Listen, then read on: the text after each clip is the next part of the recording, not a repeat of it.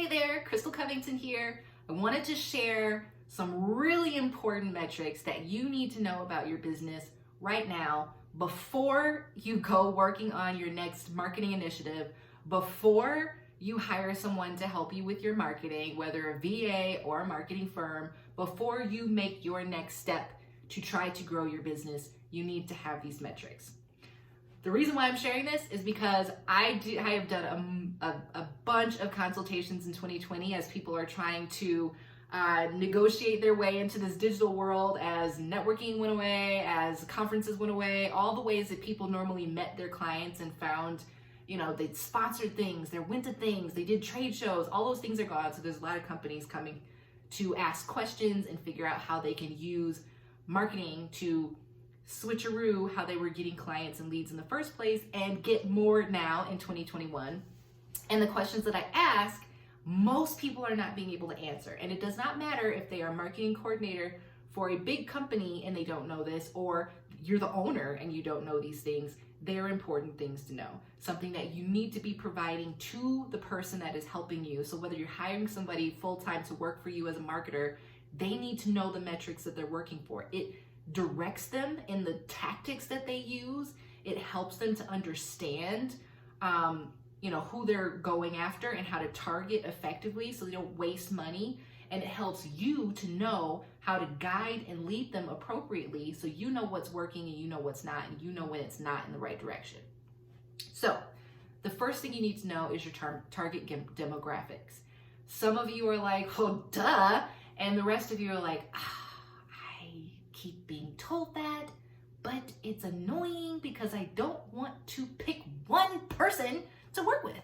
I have a lot of people that I can save with my services or with my products. Everybody needs me. I sell soap. Everybody washes. But as a marketing team, as a marketer, as a person that has to advertise for you, how would I know, what the best person that is most likely to buy is if you do not tell me? And most people are not able to give me that information. It is surprising. The reason that's important is not because you have to pick one person to sell to forever. It's because marketing is expensive. And if I'm going to do an advertisement, if I'm going to do an influencer marketing campaign, if I'm going to do a PR campaign, whatever it is, we need to know who is most likely to want to buy with you, who's the most likely person that has the money, likes what you do, likes your brand, and is gonna drop that 50 or whatever it costs, or that 1,000, and say, I'm in. And targeting that person that's the most likely buyer just helps to make sure the money that you're spending on marketing is effective. All the other people will just be extra. And if you have extra money lying around that you can use to start reaching out to them, you can do that too and add those as you go. But you want to start with the most likely buyer. Number 2 is the problem that you're solving. There are 2 camps in this. There are the people that are like, I don't know, I just do this. Everybody needs that, right? And they don't really have 1 or 2 or 3 pinpointed problems that they're solving. So they don't have something. The reason for that is understanding the psyche and the need. What is going to cause someone to say buy? What is going to cause someone to get into the research cycle where they're looking and saying, let me find some resources for X? Those are things that help us to know how to reach people, and things that help us to know what to say to them to get them to understand that you got what they need. And it's just a basic thing. Then there's that other camp that had like some sort of story brand program, and somebody told them to use an I help statement, and they say I help, and then they use something really proprietary to them that other people don't understand. So for example, someone that is a painter might say, I help people with drab beige walls to find their inner peace through new color exploration. But when people are going to Google, they're searching painters. They're not searching for energy or whatever else. They're looking for painters. They might use a few different types of word combinations for painters, but they're not going to be searching for that. So you have to know how to communicate in a way that talks to the people that you are actually trying to reach. And that stuff might work to, that's again, networking stuff. So it might work really well at a networking event. And they say, oh my gosh, energy, what are you talking about? You're right. When I painted my wall 3 years ago, it brought so much energy. I need you to bring your color energy to my space, please. That will work. But in the internet world, when you're, on the internet trying to sell yourself, and you need to be searchable, you need to be findable, you need to be understandable in a quick second, because people will spend more time with an individual than they will with a website. You got to be clear. It has to work that way. And I know it's super annoying, but it has to work that way. The other thing to think about, the next piece, is your target revenue. And again, I know there's somebody doesn't know their revenue, but they don't. And people, especially, depending on what piece people play in a business, there are owners that don't know their target revenue. They just want to make some money. And then there are people that are in your business that work there that don't know the target revenue. Everybody should know the target revenue. I know that there's somebody that's like an admin somewhere and you think they don't need to know the target revenue, but if they know the target revenue and the expenses and they know the target profit, they probably will do their job a little bit differently. So those numbers help inform decisions. And so having the access to that information is important. And there's levels to that information. So if I say, how much money do you need to make? And you're like, well, it's 2021. I just need to make sure that I don't have to fire my team. So I need $16,000 a month to make sure I can afford them. To pay me, I need $26,000 a month because I have a hefty mortgage.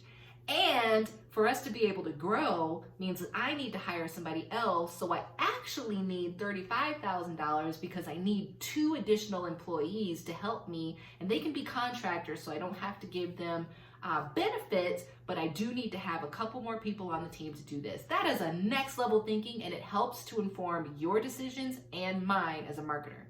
So now I know, okay, she needs to make $35,000 a month right now. These are, the factors that maybe can drive to that. And I can give you the right recommendations, and we can target our efforts and not waste your money and your time. The next piece that you need to know that is also informed by the previous thing. So each one of these is going to inform the next, the number of sales you need to meet your revenue target. And so this often discombobulates people. So you're like, well, but I have a bunch of things that I offer, so I can't just make one simple calculation. But yes, you can, actually. So the first time I actually got serious about my business, I went into the Small Business Development Center. I went with a spreadsheet and I said, this is what I need to make. And I had a projection of, let's say I do this, this, and this, and this, and this, and this in my business this year. This is how I reach this number. I decided what I wanted to make that year, and I backed into what I needed to make each quarter in each product line that I had. So I looked at the products and services that I offer. I said, this is how much of each of these things that is feasible for me to be able to offer, and that I can do with my current team size and be able to make more money. And then if I do this, then I can grow my team.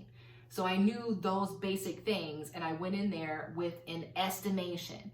So it doesn't mean that I'm only trying to sell this one thing, or that I'm only going to, target 10 of this and 10 of that, 10 of that, and I'm not trying to do anything else. It just means this is a projection, and it informs my decisions and my strategy.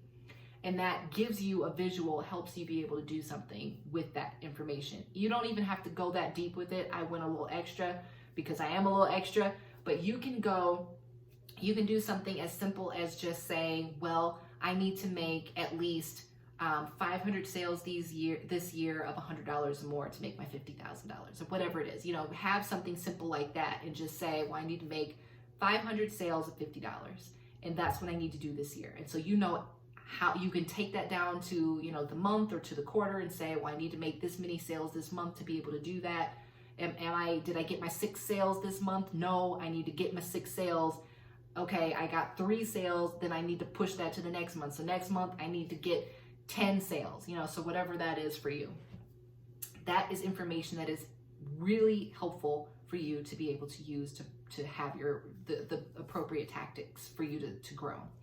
The next thing you need to have is the conversion rate or target conversion rate. This is next level. Some people never know this information, but having an estimation of that helps you to be able to make appropriate calculations. So for example, I will do calculations where I might say, okay, I have to get 10 sales this month. So at a conversion rate of, 1 sale for every 10 people I talk to, then that means I need to talk to 100 people that are perfectly qualified as a perfect lead for me in order to get the sales that I need to make. So that's the mindset that you can have that helps you to reach your target. So it helps your marketing team, it helps your marketing consultant or whomever, it helps you to be able to know if you're on track, because okay, we've had 50 calls this month. Usually it takes 3 calls to make a sale, so now I can make a multiplication of that and say, okay, for every 50 calls we get, we will get this many sales, so we need to get 200 calls this month to reach the number of sales we need. Basic math that helps to inform your decisions. You need to work that 14 hours extra if you haven't made it. You need to do something different to get more people in the door. The last thing on my list that I need to make sure that you need to know and have available and paste on your wall is the number of leads you need to generate sales. And we just kind of talked about how that worked, how the conversion rate is used to generate that number of leads. And so that piece should be on your wall. So there are certain things that should be on your wall. Probably all of these, but definitely the things that should be on your wall is your target revenue and the number of leads you need to generate each month. Those are the 2 things that, take a little marker, write it on the wall, get your magic eraser so that when that changes, you can, erase it or repaint over it, or maybe just get a whiteboard. First place, that's a crazy idea. Anyway, you get the point though. Just make sure that you have that information in front of you and use that information in discussing your marketing goals, creating that strategy, and working with someone to help you take you to the next level. I hope that was helpful. Enjoy the rest of your